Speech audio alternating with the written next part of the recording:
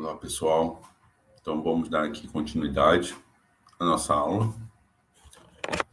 Trabalhamos, então, com o conceito de técnica nos antigos, ou seja, a técnica, a arte, a capacidade, então, de produzir algo. E agora vamos introduzir aqui a modernidade para que a gente possa entender como é que isso vai ser mudado a partir, então, de um conceito de modernidade. Então, a modernidade, ela se dá por alguns fatores, após um longo período aí da Idade Média. Nós temos aquele que é chamado de um período de renascimento, onde certos valores humanistas são resgatados. Então, a questão do humanismo, tendo que o ser humano numa posição central, e o resgate desses valores artísticos, culturais, filosóficos, sociais, para lidar com o cotidiano da época. Então, aqui eu preparei alguns slides para que vocês possam seguir aqui comigo, um passo a passo, para a gente entender os fatores fundadores aí da modernidade. Então, primeiramente, aqui a modernidade, ela segue 3 pontos basilares para essa mudança.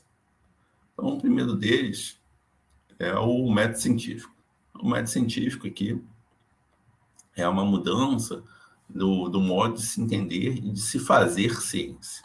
Até então, a ciência ela era algo puramente teórico, né? Muito em voga aí pelas questões filosóficas, né? Tendo Aristóteles então, como aquele que vai definir o que é ciência. Então, Aristóteles, na Metafísica, sua obra, ele vai definir ciência como uma disciplina que entende as causas últimas de todas as coisas. Então, é uma ciência puramente teorética, né, que não envolve a prática.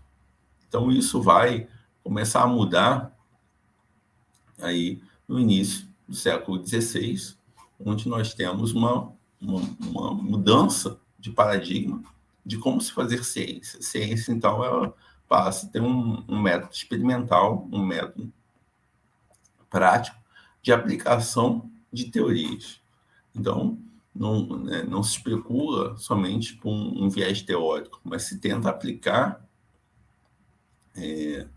essas metodologias para experimentar e verificar se algo pode ser tomado como uma regra e, portanto, com ciência.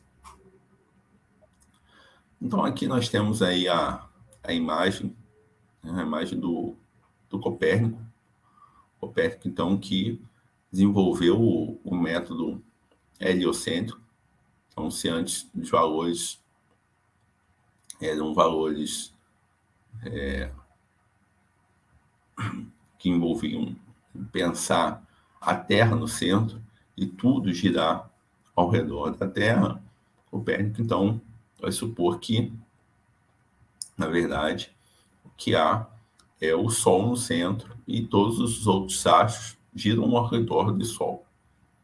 Então, Copérnico serve ali como um pai, né, dessa ciência moderna, assim como Galileu, entre outros, que fundamentaram aí uma outra perspectiva de se pensar a ciência. Um outro fator importante também para esse período moderno é a Reforma Protestante. Então, aqui é uma imagem das 95 teses do Lutero. Então, a Reforma Protestante ela vai trazer uma outra perspectiva para a religião cristã. Então, se antes havia somente os dogmas católicos, agora, a partir da reforma protestante, outras maneiras de se ler as escrituras sagradas é apresentado. Max Weber vai mostrar que isso é fundamental para o desabrochar do capitalismo, né, no período moderno.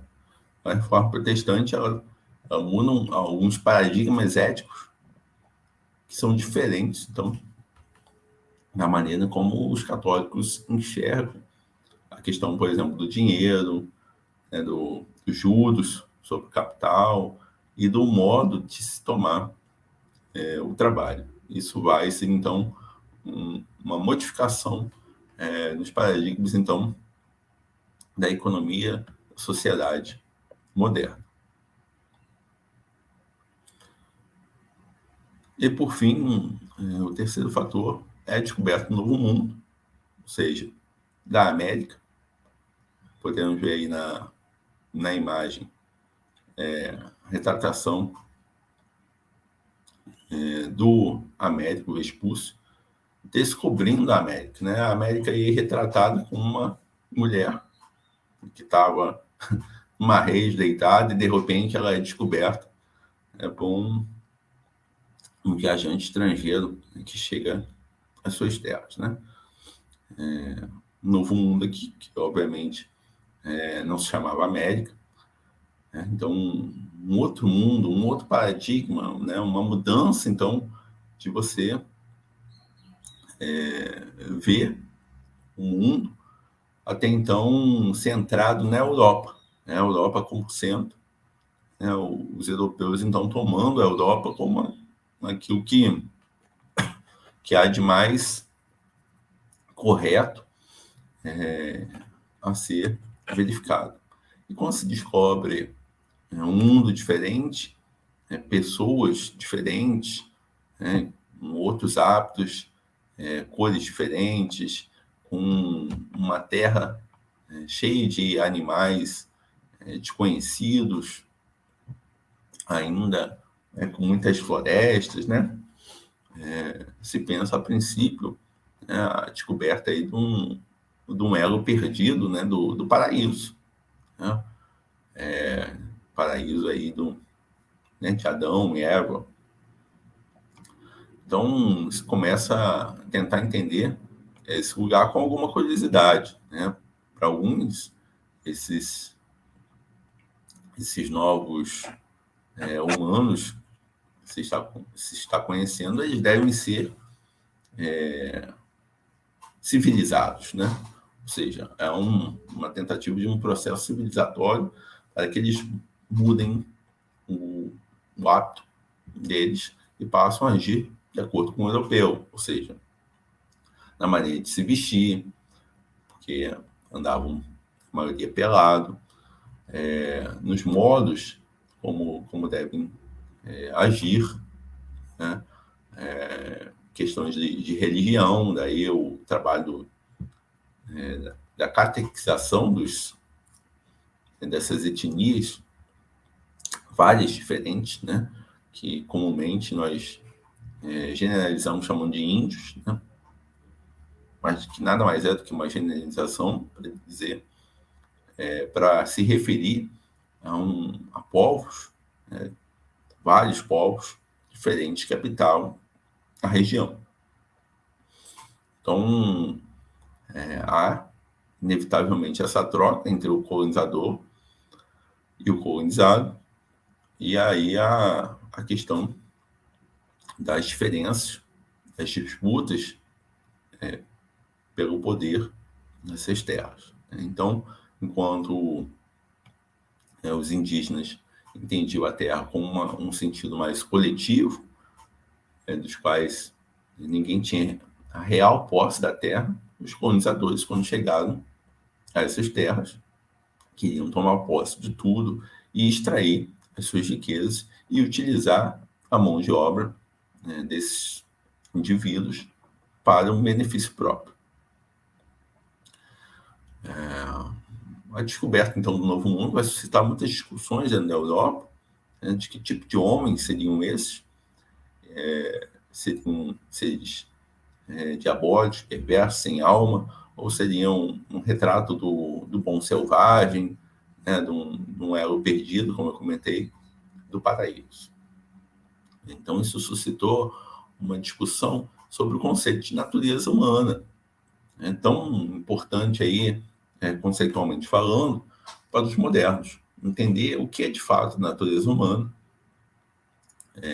a partir desses novos seres que surgiram. Então, há uma perspectiva aí de uma retomada de um relativismo cultural, ou seja, os hábitos, o modo de agir, a cultura relativa de povo para povo. Então, o modo como os europeus agem não é um modo único, exclusivo dos seres humanos. Existem outros povos que não agem como os europeus, que têm um outro modo de entender o mundo e a si próprio.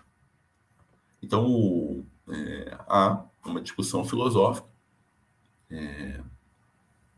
sobre o que seria essa natureza humana, né? Em alguns que nós podemos citar aí, a Montaigne, Thomas Hobbes, Descartes, John Locke, que são filósofos aí da modernidade, que vão tentar entender que tipo de indivíduos são esses. Então, a descoberta do Novo Mundo, ela vai suscitar novamente essa questão do relativismo cultural, como eu comentei, e vai abrir uma perspectiva do ceticismo dentro da Europa, que é uma filosofia antiga, mas que é retomada nessa época. Então, o que é o propriamente o ceticismo? O ceticismo é uma corrente filosófica que vai por volta do século III a.C.,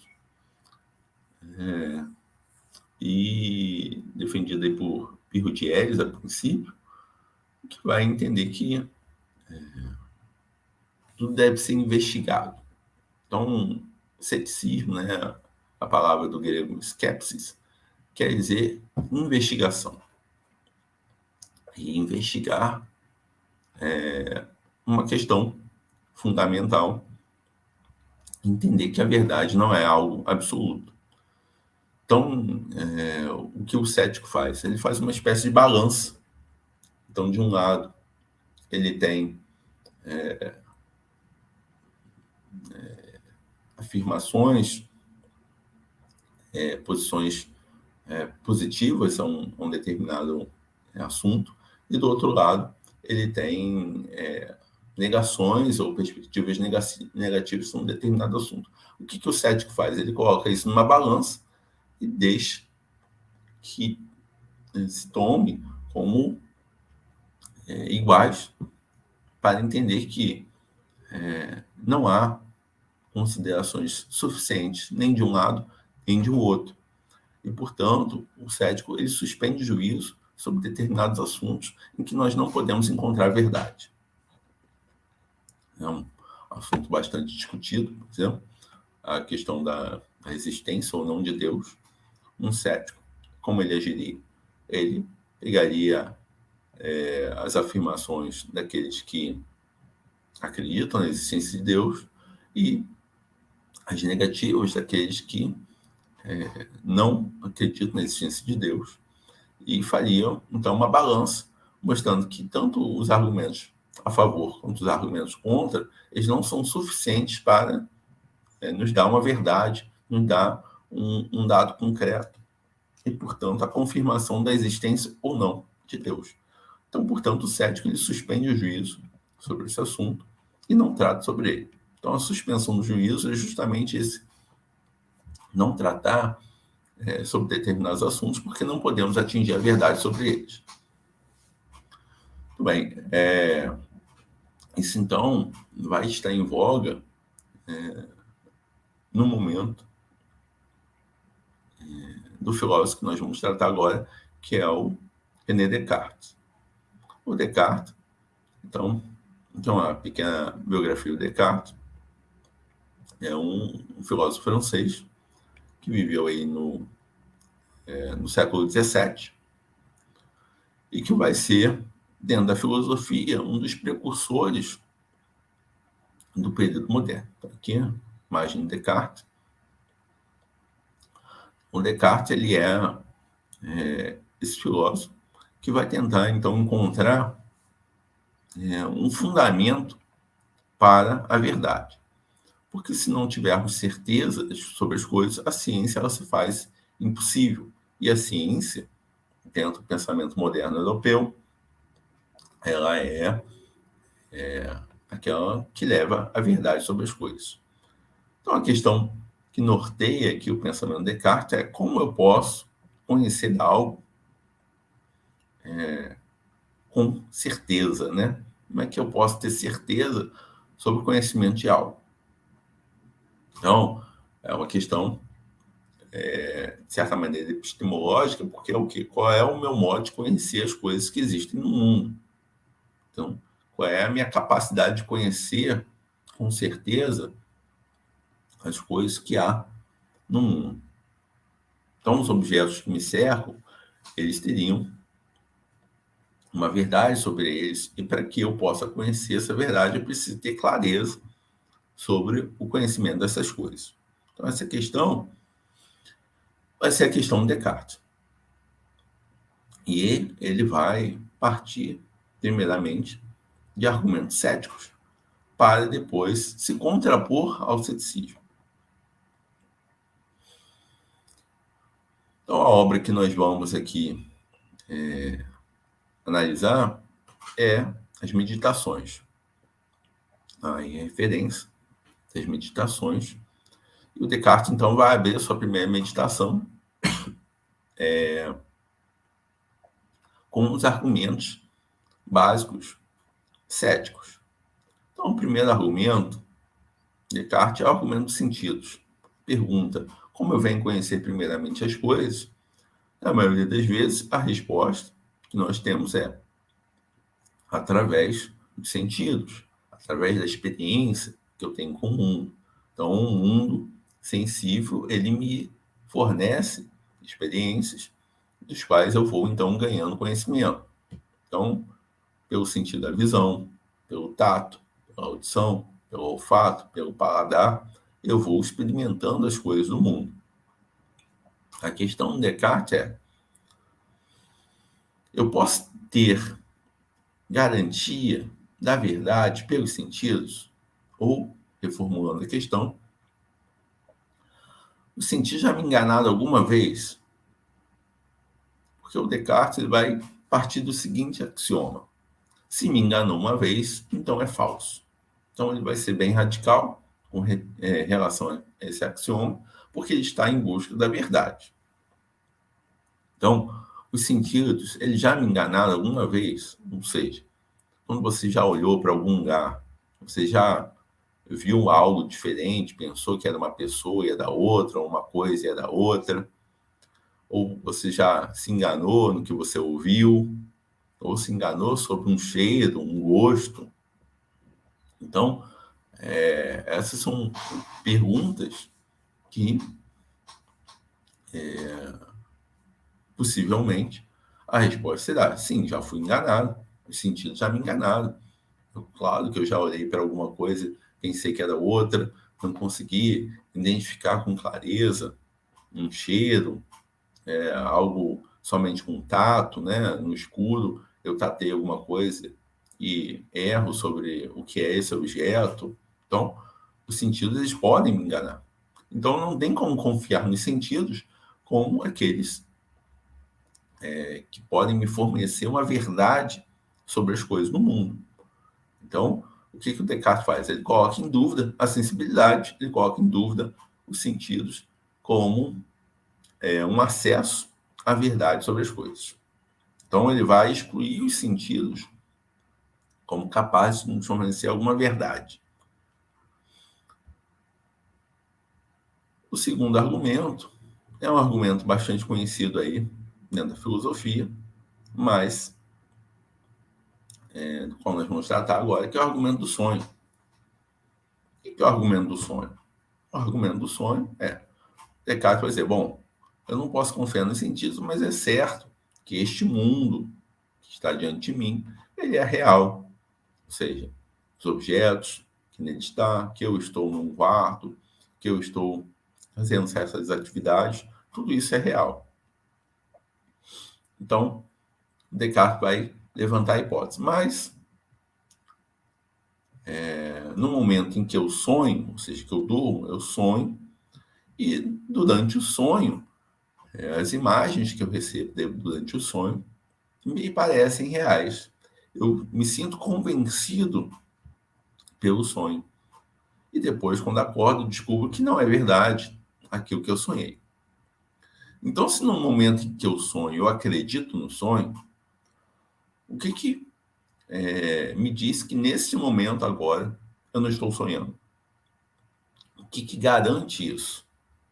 Porque se há uma certeza durante o sonho que eu estou vivenciando algo de fato, que isto é real, como é que eu vou saber agora, neste momento, que não estou sonhando, já que eu creio que este momento aqui é real de fato, que eu estou vivenciando ele e que não é um sonho. Então, eu não tenho como ter essa certeza que não estou sonhando neste momento. E isso vai trazer um outro problema, que é o problema de se colocar em dúvida o próprio mundo, né? O mundo material em que vivemos. Ou seja, tudo ao meu redor pode ser uma produção imagética da minha mente.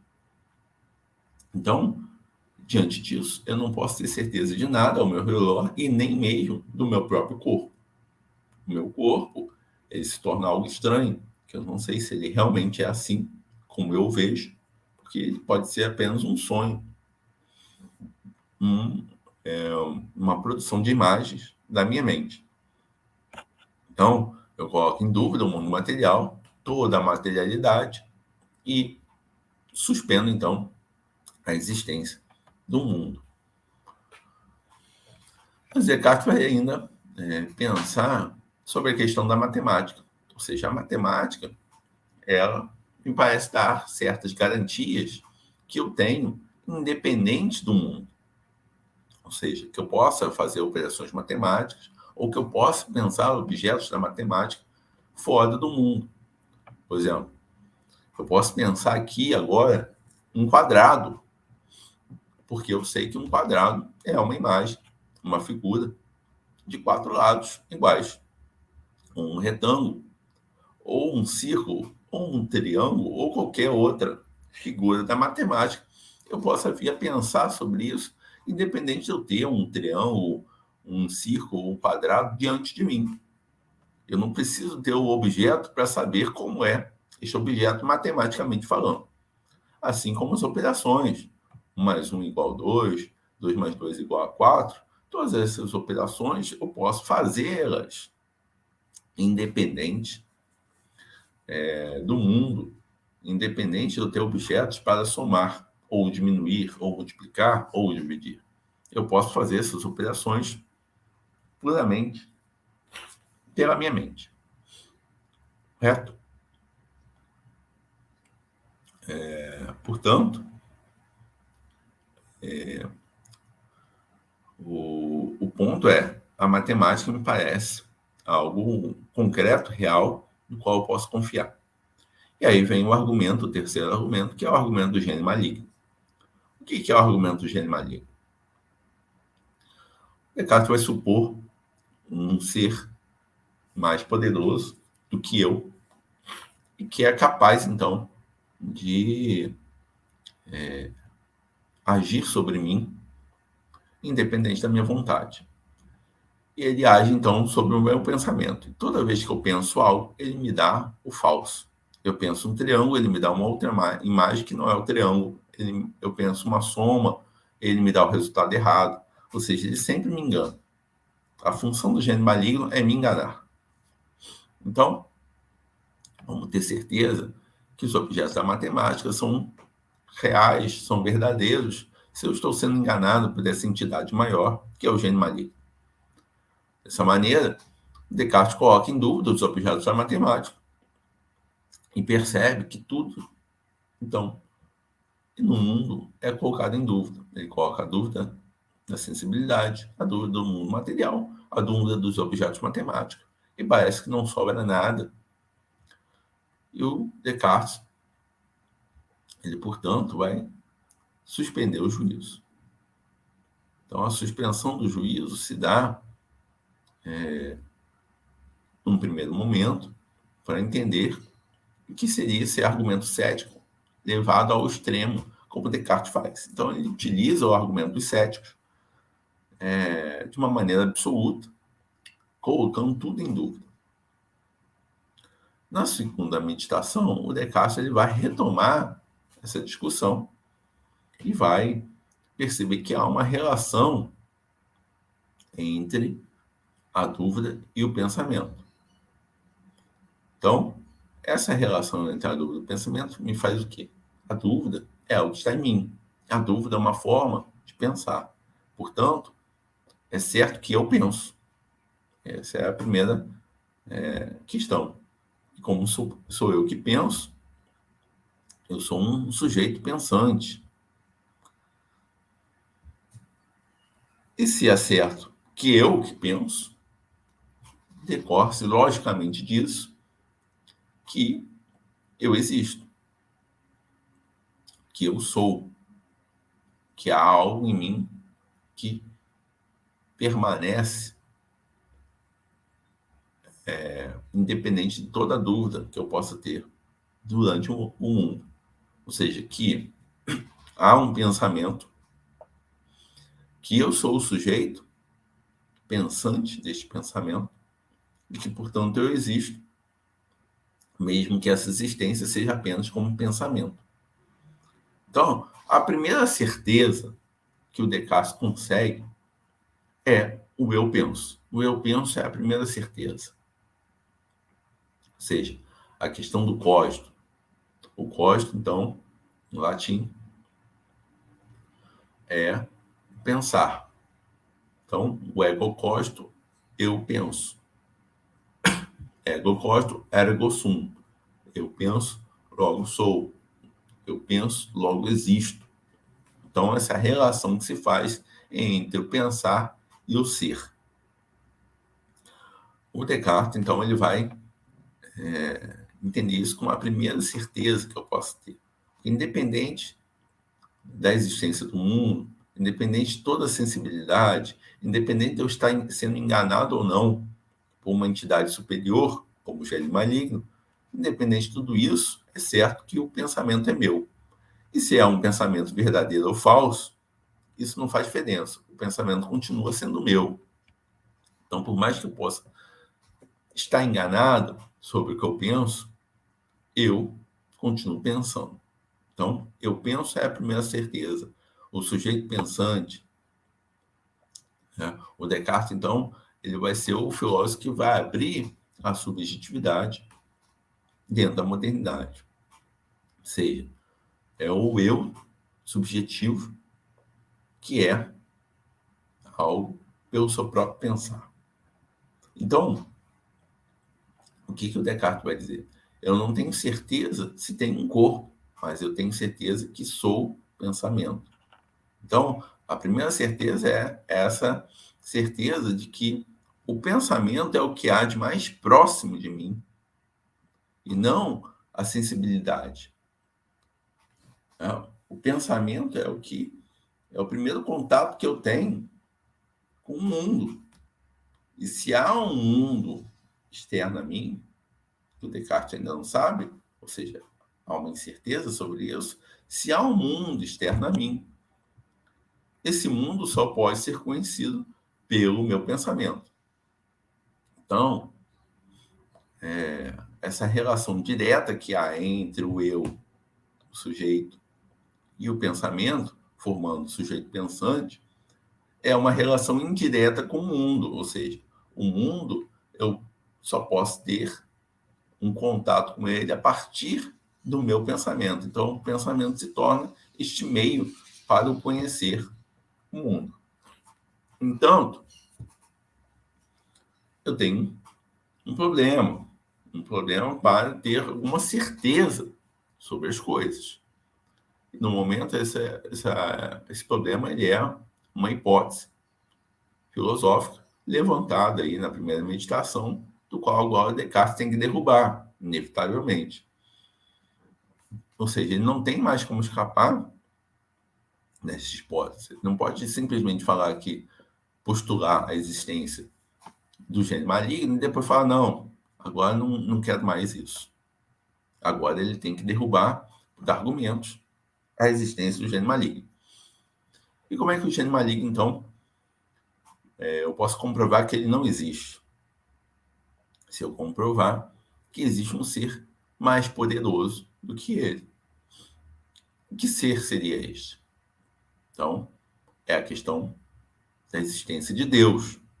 Ou seja, se Deus existe, Deus é perfeito, bom e, portanto, não vai permitir que eu seja enganado por um ser maligno com este gênio. Então, Descartes ele precisa agora provar que Deus existe. Essa é a labuta do Descartes, depois que ele chega à sua primeira certeza, que é o eu penso. Porque se ele não conseguir provar a existência de Deus, ele fica preso num solipsismo, no sentido de que eu penso, a minha relação com o mundo é somente a partir dessa relação do eu com o meu pensamento, e todo o resto que é externo a mim eu não posso ter certeza. Então eu não tenho nenhuma relação com outro externo a mim, porque eu não tenho certeza da existência de mais nada, a não ser do eu pensante. Então Deus seria a garantia da existência de uma realidade externa a mim. Garantia esta que eu não posso ter por mim mesmo. Então vamos agora aos argumentos então para a existência de Deus. Então aqui a gente começa a prova da existência de Deus. Ela consiste em 3 argumentos. O primeiro deles é a causalidade. Então, o que é causalidade? Causalidade implica em causa e efeito. Causa e efeito é, basicamente, um modo como a ciência ela conduz os seus próprios raciocínios. Ou seja, que para todo efeito existe uma causa. Né?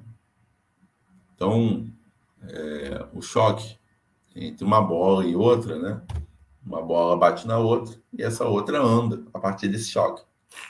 Então, o que causa o movimento da segunda? A primeira. Então, este efeito do movimento tem como causa a primeira bola.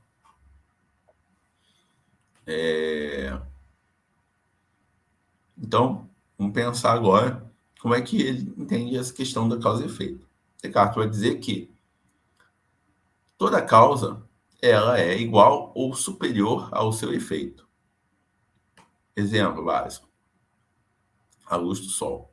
A luz do sol ela nos fornece luminosidade e ela também nos permite o calor. Então, quando estamos diante do sol, ou seja, da luz do sol, nós recebemos esse calor e essa luminosidade, conseguimos enxergar os objetos, conseguimos nos aquecer. O que seria, então, a causa da luz do sol? O próprio sol. Então, o sol ele é igual ou maior, né, em poder que o seu efeito. No caso, o sol é infinitamente mais poderoso que o seu efeito, que é a luz do sol. Ou seja, ele é mais quente, ele é mais luminoso que a própria luz que ele nos fornece aqui na Terra. Então, tomando isso, o Descartes ele vai se fazer a pergunta: sou eu a causa de mim mesmo? Ou seja, eu sou um efeito no mundo e esse efeito precisa de uma causa. Teoria da causalidade, não existe efeito sem causa. Para que eu seja sozinho, eu preciso ser capaz de me criar, ou seja, ter essa potência para me criar. Somente assim eu poderia ser causa de mim mesmo. No entanto, eu não tenho esse poder. Eu não tenho como me criar. Então, eu fui criado, supostamente, pelos meus pais. Os meus pais, eles são a causa de si mesmos? Também não. Eles foram criados pelos pais deles. E assim nós caímos numa teoria que vai regredindo ao ponto de que, né, os meus pais foram criados pelos pais deles, pelos pais dos pais, pelos pais dos pais dos pais, e assim a gente fica numa regressão ao infinito. E isso é um problema. É preciso ter uma causa final. Esta causa final é Deus. Ou seja, Deus é aquele que se criou a si próprio e criou a todo o resto no mundo. Portanto, o primeiro argumento da causalidade tem uma causa final, Deus. Deus, então, seria a causa de todo o resto. Então, esse é o argumento da causalidade. O segundo argumento é argumento espaço-temporal. Então, como é que eu entendo esse argumento? Então, é certo que quando eu penso, tenho essa certeza que existo neste instante, no momento em que eu consigo colocar o eu penso. Não tenho eu a noção de toda a temporalidade. A temporalidade, passada ou futura, não está sob o meu domínio, mas somente o do presente, do agora, que eu sou, que eu penso neste exato momento. E eu tenho, então, esse poder para dar continuidade do meu eu no espaço e no tempo. Pensemos. Toda vez que eu profiro eu penso, eu penso, eu penso, eu tenho certeza de que sou. Então, esse eu é momentâneo. É eu. Toda vez que eu falo eu, é um instante.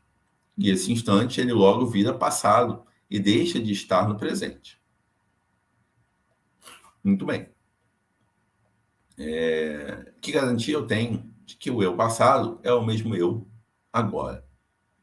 Qual é a minha garantia de que o eu que sou, seja num passado distante, como bebê, criança, seja num passado recente, como eu que iniciou esta aula alguns instantes atrás, que garantia tem de que esse eu é o mesmo eu que este eu agora? Ou seja, eu sei que pode parecer um pouco confuso, mas é preciso que tenha, né, uma unidade do eu, porque senão esse eu está fragmentado no espaço-tempo. Ou seja, há uma fragmentação do eu, sem nenhuma garantia que este eu é o mesmo eu do passado ou que será o mesmo eu no futuro. Então, essa fragmentação espaço-temporal, ela é algo com um problema. E se eu não tenho um eu mesmo, a garantia de unificar este eu preciso de algo que dê essa garantia para mim. Porque senão, estarei somente fragmentado e só poderei ter certeza que sou neste instante. E não do eu que fui ou do eu que será. Então, aquele que garante a continuidade espaço-temporal, Deus.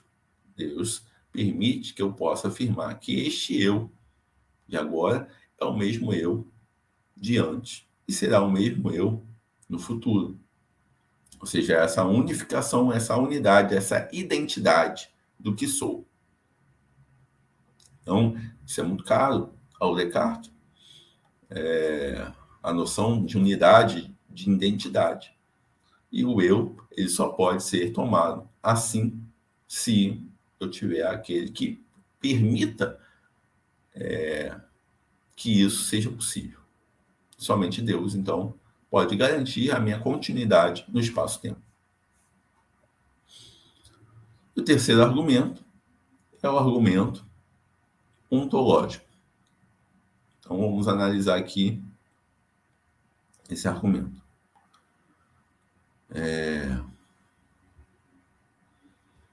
Então, o argumento ontológico, ele parte do seguinte sentido: a existência de Deus, ela necessita de uma existência efetiva.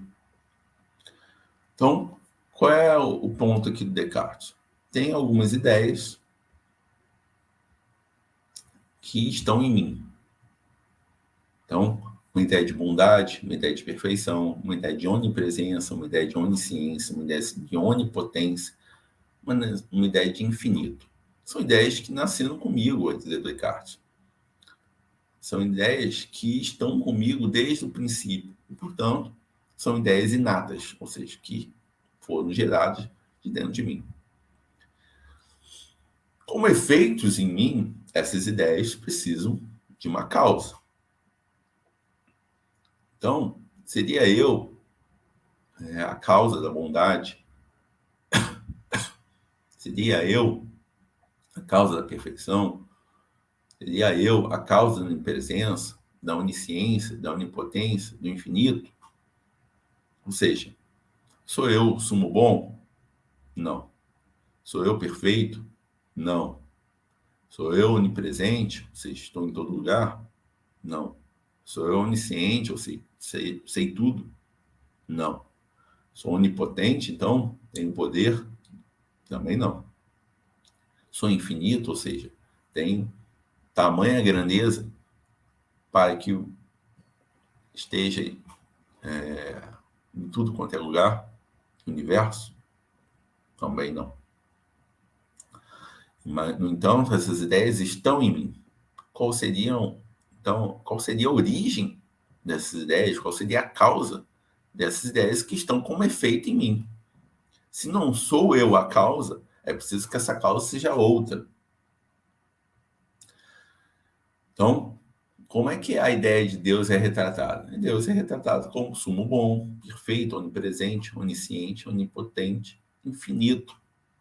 Então, é preciso que a causa dessas ideias tenha uma existência efetiva. E essa existência efetiva está em Deus. Deus é a causa dessas ideias. Se Deus não for a causa, é preciso uma outra causa. Mas não encontro uma outra causa para essas ideias senão Deus. Muito bem. Para fechar, então, esse raciocínio, Descartes vai dizer que ainda existe uma outra ideia, que é a ideia de existência. Essa ideia, então, que está aí sublinhada, que é essencial para essa prova. O que é a ideia de existência? É que existe um Deus, e que esse Deus existe fora de mim, e não somente como um efeito em mim. A ideia de Deus, eu preciso que ela exista fora de mim como um ser real, Deus, e não somente como uma ideia em mim, que é a ideia de Deus. E como é que Descartes vai provar isso? A existência, ela é uma ideia que necessita uma existência efetiva fora de mim, porque se ela não puder encontrar um objeto real na sua existência, ela vai derrubar todo o resto. Ou seja, se Deus não existe, então não há uma perfeição. Se não há uma perfeição, então a ideia de perfeição ela é uma ideia sem causa. Então, todas as outras ideias elas são derrubadas porque não há uma causa para elas. No entanto, elas estão em mim, um efeito em mim, e é preciso que exista uma causa. Então, percebam como o argumento da causalidade ele é um argumento muito forte na explicação cartesiana, né? Na explicação de Descartes. Se eu não consigo explicar uma causa para a existência de efeitos, que eu recebo no meu pensamento, eu não consigo explicar essas ideias. Então é preciso que exista um Deus efetivamente fora de mim para dar base a todas as ideias que eu tenho como efeito em mim. Então, Deus existe, vai dizer o Descartes, e, portanto, tudo isso que eu tenho como efeito em mim é comprovado pela existência de Deus. Isso vai fazer o quê? Em que o Descartes possa novamente colocar a existência do mundo. O mundo, ele existe porque Deus existe. Deus, então, garante a existência do mundo. E eu não sou enganado por um gênio maligno, porque Deus não me permitiria isso. O engano, o erro, é uma imperfeição. Se Deus me enganasse ou permitisse que eu fosse enganado, Deus não seria perfeito, não seria bom. Então, Deus não me engana. Então, eu posso estar certo que o mundo existe e que as coisas que existem no mundo ali estão presentes. No entanto, existe o problema do engano, do erro, que permanece. O erro não está em Deus. O engano não está em Deus. Mas eu sou capaz de me enganar. E por que isso? Porque acontece o engano. O Descartes vai tentar explicar isso. Se Deus não é a causa do engano, se Deus não é a causa do erro, de onde vem o erro em mim? Então, Deus é tão poderoso e tão perfeito que poderia ter me feito perfeito. Poderia ter me feito incapaz de errar. Então, não foi assim que eu fui feito. E por quê? Há um propósito para isso. E é isso que o Descartes quer entender. Qual é a origem do erro, primeiramente pensando? O erro, então, é resultado de algo em mim. O Descartes vai analisar. Eu tenho duas faculdades básicas em mim. A primeira é o entendimento. Então, eu não sei tudo, mas sou capaz de conhecer, de aprender cada vez mais. Então, eu sou um entendimento em potência. E não sou um entendimento em ato. Ou seja, eu não tenho todo o conhecimento em ato, mas eu tenho um potencial para conhecer cada vez mais. Ao contrário de Deus, que é entendimento em ato e que tudo sabe. E eu tenho outra faculdade, que é a vontade. A vontade, no ser humano, é ilimitada. A vontade, então, em ato é infinita. Muito bem. Se há essa disparidade entre o entendimento e a vontade, como é que nós podemos não errar? Quando há uma relação de igualdade entre entendimento e vontade. Ou seja, quando eu desejo algo, eu quero realizar uma ação e eu tenho um conhecimento sobre essa ação. Isso vai evitar que o erro aconteça. Então, se há uma disparidade entre o querer e o entender, ou seja, quando eu busco algo que eu não tenho um entendimento claro sobre isso, eu erro. Então, o erro, ele é uma disfunção entre entendimento e vontade. A vontade, então, ela tem que corresponder, ser correspondente ao entendimento. Fora disso, eu erro. Para eu não errar, então, eu tenho que ter um conhecimento claro e distinto sobre as coisas no mundo. Então, clareza e distinção é parte essencial do método cartesiano. Ou seja, que as coisas não apareçam a mim como obscuras, mas sim claras, com clareza. Que as coisas não apareçam juntas, mas sim separadas, distintas uma das outras. Então, clareza e distinção São, propriamente, fundamentos do método Descartes para ter conhecimento sobre as coisas no mundo.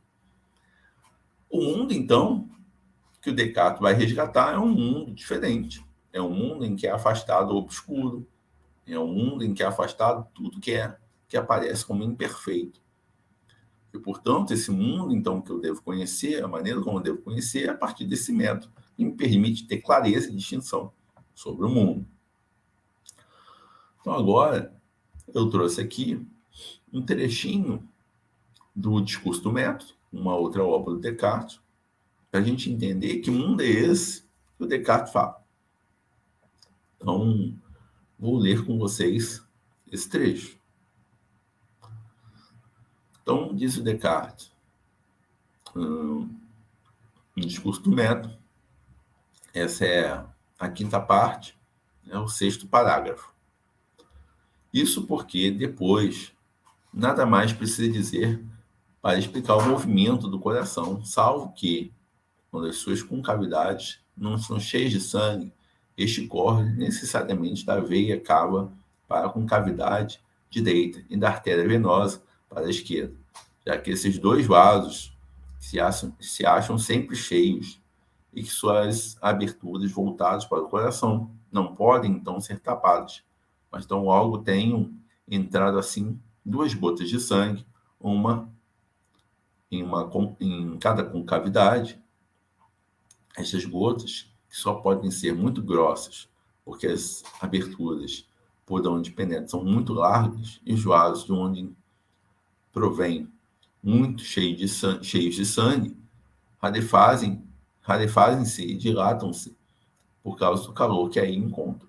Por esse meio, fazendo inflar o coração todo, empurram e fecham as 5 pequenas portas que ficam à entrada dos 2 vasos, de onde vem impedido assim que desça mais sangue ao coração. E continuam a rarefazer-se. Cada vez mais empurram e abrem as 6 outras pequenas portas que ficam à entrada dos 2 outros vasos por onde saem, fazendo inflar por esse meio todos os ramos da veia arteriosa e da grande artéria. Quase no mesmo instante que o coração, o qual, em seguida, incontinente, se desinfla, como sucede também com essas artérias. Se resfria o sangue que nelas entrou. Suas 6 pequenas portas se fecham e as 5 da veia cava e da artéria venosa se reabrem, dando passagem às 2 outras gotas de sangue, que vão do novo inflar o coração e as artérias, tal como as precedentes. Então, esse é um trecho em que o Descartes vai analisar o movimento do coração. O coração, ele está em estudo na época do Descartes, né? Ou seja, a dissecação do corpo humano, entendimento sobre o corpo humano, os avanços da medicina sobre o corpo. Então, tem um maior conhecimento sobre como funciona o corpo humano, e no caso ele está descrevendo aí o coração. Então, continuando. E por que o sangue que entra assim no coração passa por essas 2 bolsas que se chamam suas orelhas? Daí resulta que o movimento dessas é contrário ao seu, e que elas desinflam quando ele se infla. De resto, a fim que aqueles que não conhecem a força das demonstrações matemáticas e não estão acostumados a distinguir as razões verdadeiras das verossímeis, não se aventurem a negar de tal fato sem exame, quero adverti-los de que esse movimento que acabo de explicar segue-se tão necessariamente da simples disposição dos órgãos que se podem ver a olho nu no coração, e do calor que se pode sentir com os dedos, e da natureza do sangue que se pode conhecer por experiências, como de um relógio. Segue-se da força, da situação, da figura, de seus contrapesos e rodas. Essa é uma passagem, como eu falei, descreve aí o coração. O coração, ele tem um funcionamento próprio que é independente da minha vontade. Ele se mantém funcionando para que eu permaneça vivo.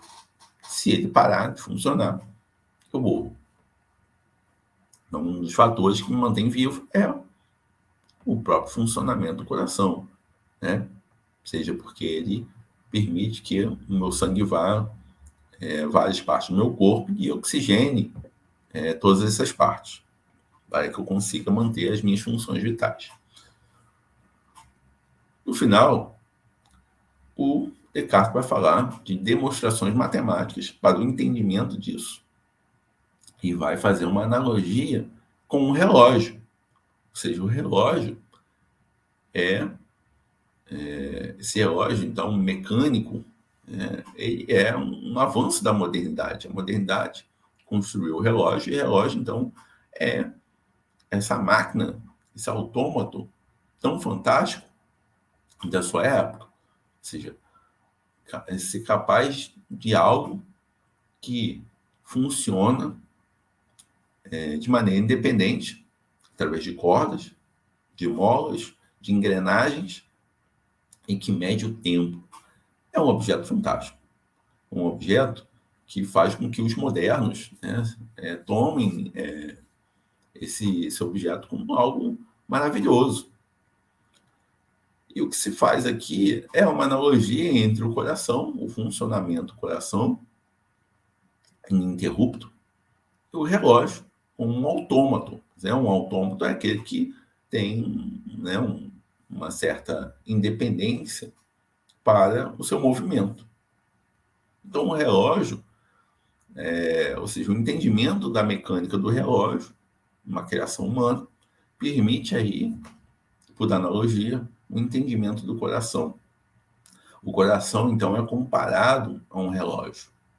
E isso é fundamental para uma filosofia, uma teoria que se desenvolve nesse período da modernidade e que tem Descartes como um dos seus precursores, que é a filosofia do mecanicismo, né? A filosofia mecanicista, ou somente mecanicismo, né? Então, a filosofia mecanicista,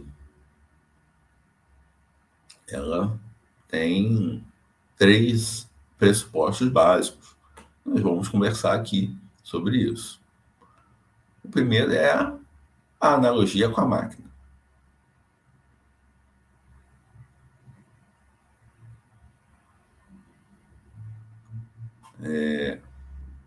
Então, primeiro, a analogia com a máquina.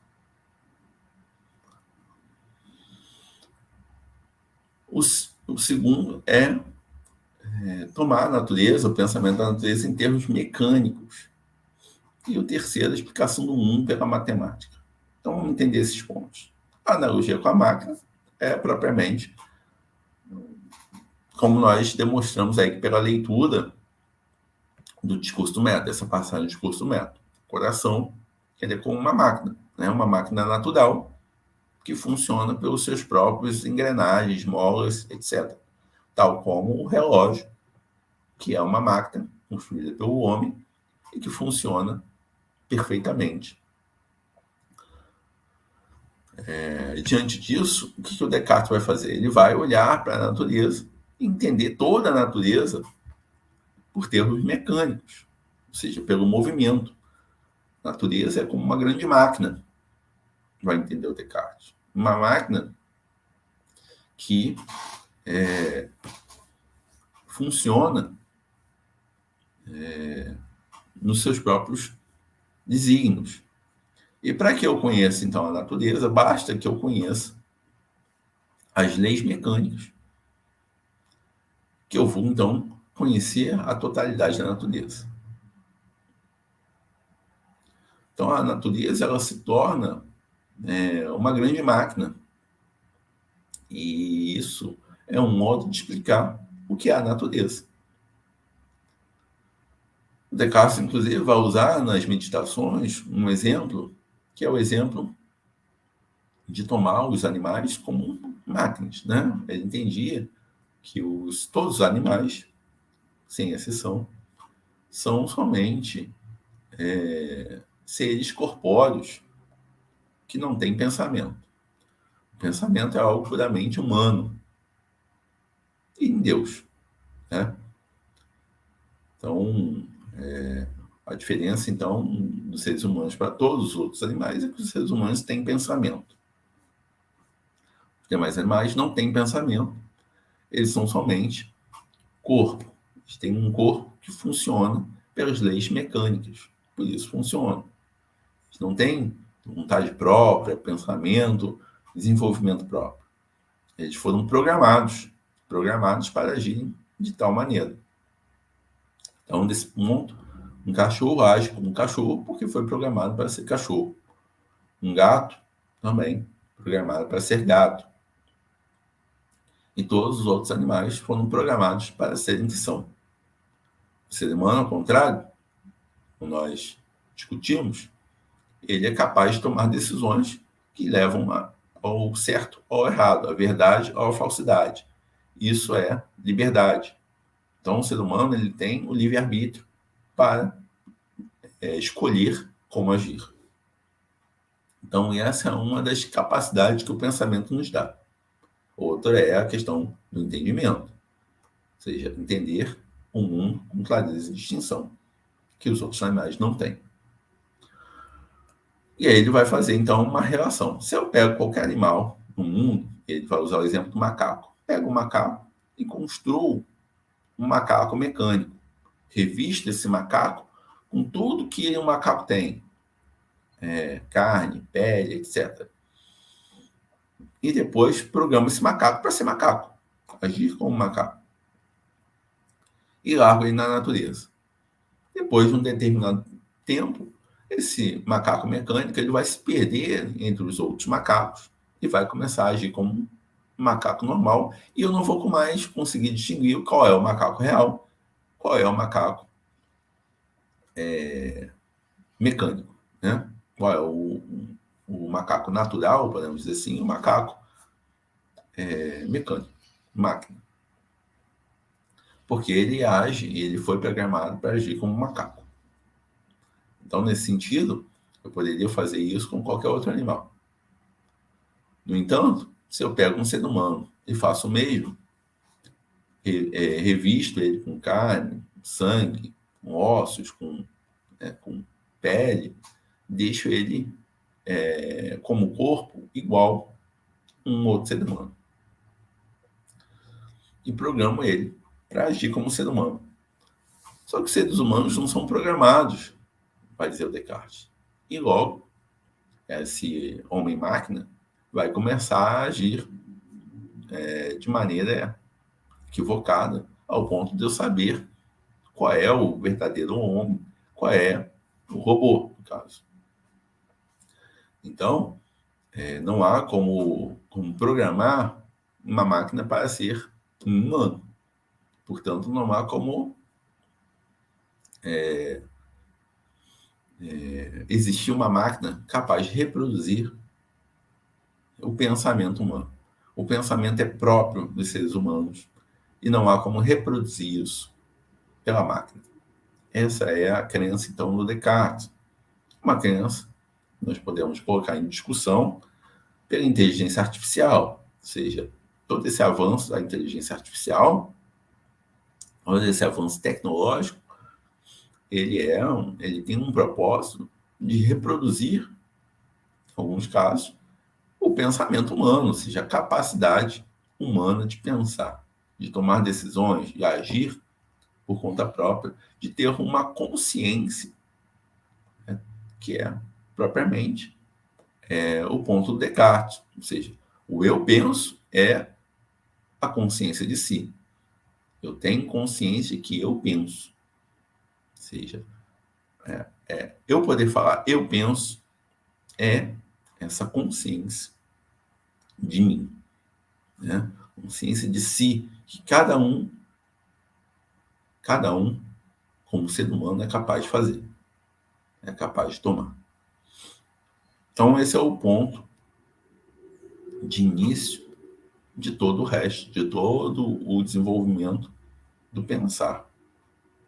Sem isso, o pensamento não se faz. Então, essa é a interpretação do Descartes. Não é possível fazer uma máquina que reproduza o pensar humano. E, portanto, só podemos mimetizar os movimentos mecânicos dos seres humanos, mas não mimetizar os seres humanos tais quais eles são, de fato. E para que eu possa, então, entender este mundo de maneira absoluta, eu transcrevo ele matematicamente. Então, um dos pontos do mecanicismo é a transcrição matemática do mundo, ou seja, através de fórmulas. Coisa, então, que a física da época vai começar a se utilizar, principalmente a partir de Newton. Né? Então, Newton é posterior a Descartes, mas vai beber nessa filosofia mecanicista. Ou seja, a física começa a se tornar uma disciplina que tem como linguagem própria a matemática. A matemática ela se torna a linguagem da física. O que são as leis de Newton, senão fórmulas matemáticas para a explicação da natureza. Então se afasta todo o místico, todo o fabuloso, todo o misticismo, todo o obscuro no mundo para algo claro, certo, distinto, que se chama ciência. A ciência, ela não é um lugar para dúvidas, mas sim para verdades. Verdades essas que são construídas a partir de fórmulas matemáticas, que nos dão, então, um conhecimento certo sobre o mundo. É isso, então, que defende a teoria mecanicista. Então, a partir da teoria mecanicista, como é que, então, os cientistas vão pensar a natureza? A partir de quê? De uma dominação da natureza, do ambiente, dos animais, das plantas, de todos os seres que habitam, então, a natureza. O homem, então, por ser esse ser superior dotado de pensamento, ele é capaz, então, pela sua superioridade, ele tem o direito de dominar e controlar todos os seres naturais. Esse é o fundamento da teoria mecanicista. A dominação da natureza, a investigação da natureza, fazer com que a natureza responda aos anseios humanos, nos dê clareza sobre as suas leis. Tudo isso é um modo de se comportar mecanicista. Então, não há uma relação com a natureza de igualdade, de respeito, mas sim de superioridade. Né? E isso faz que muitos entendam que têm o direito de matar outros animais, como bem entender, mesmo que seja por puro esporte, de destruir florestas, queimar florestas para fazer pasto ou plantar o que quiser, de tornar mais pobre a biodiversidade do mundo em pró de um ato civilizatório, né, de modernidade, de transformação técnica, tecnológica, de industrialização. Ou seja, o ser humano se coloca como único precursor e que todas as coisas no mundo são em favor dele. Né? O mundo, diante dessa perspectiva, o mundo só existe para o ser humano. E não pode existir mundo se não for para o ser humano. Né? Então, isso vai, obviamente, contra muitas outras formas de pensar. Né? Esse é o modo